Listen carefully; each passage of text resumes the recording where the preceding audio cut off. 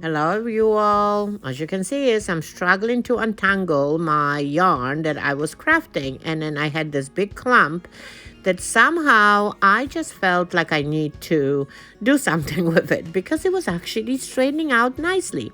So I thought, what about if I'm going to create out of all this mess a little tassels? So guess what? If I start to create one, I went for some more. Clean up the one I started with, and then, of course, took something, whatever I had handy, and I started to just keep on making them. Okay, so I had no plan. What am I going to do yet? I knew that maybe some kind of a Christmas tree, but I had no idea how many tassels I need. First of all, I did not even have a base for it. I look around into my bin and I found this frame from the thrift store, and I actually did like the front of it, and it did have a glass. So then, you know what? Instead of painting, as I would always do, the background, I decided to actually work on a glass this time. And guess what? I'm going to play with the Mercury. If you've never done the Mercury, you gotta try this. It's such a fun process. So as you can see, I'm spraying alternatively the vinegar, the mix of vinegar. I have all those details on my blog, and then drying in between, spilling the my vinegar, sort of a big dots all over my glass because I do wanted to create some drama in there. And again, spraying some more, and then drying it. It's a fun process because you never know when you want it to stop. You just have to keep on observing. But the keys to this whole process is to as soon as you spray the mix of the vinegar, you just have to quickly spray your spray, a metallic spray, and then quickly dry it. And then, as you can see, is those some areas the dots of vinegar are actually dancing on the glass, and some areas they actually sort of dry, create those spots. That this is how the vintage Mercury. You cannot really see it here because I don't have a background there. But guess what? There will be no project if I'm not going to bring some gold. So I decided to do the same thing. Spray some vinegar on it and spray some squirts of the gold. And then again, a little bit more of the vinegar. And again, keep on drying. I'm telling you, I absolutely love this process. There is not even a one project that came alike.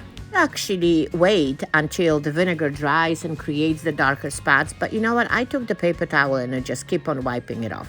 So now I need a background to my glass, so I decided to quickly paint my background and see if my vintage Mercury looking glass is looking better. Absolutely love it now. Thank goodness the yellow is not showing. But now when I added this all together, I do not like how gold the frame was. So I decided to simply dry brush it, literally with leftover paint that I had for painting that yellow portion, all over my frame.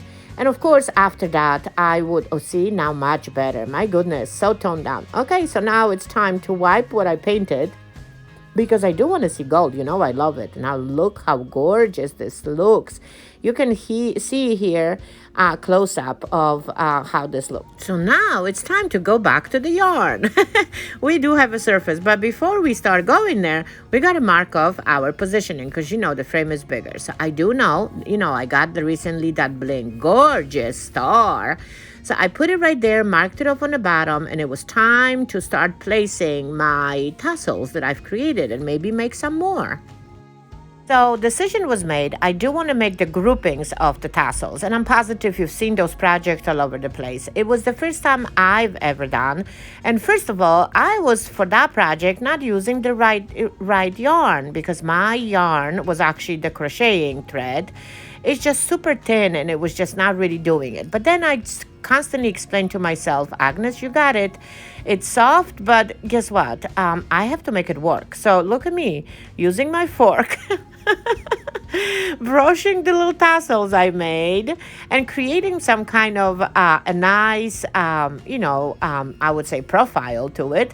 And then I decided as I brushed them off, I do wanted to preserve this. So guess what? I decided to simply spray with something sticky so they will keep almost their position, or at least will not be that fluffy, or not fluffy, I would say fragile. my fluffy yarn was the one that was tangled up. So that project would have been easier. But you know me, I always have fun. So look at me. I created it. Now I put something sticky on it. I don't even know. I think I was using one of those triple thick things. But all my goal was to make my tassels fluffier and wider and open them a little bit more. So that does not take really long time. They dry super quick. I brush them up a little bit, and now look at this. I pick them up and they just don't bend. They just stand right there.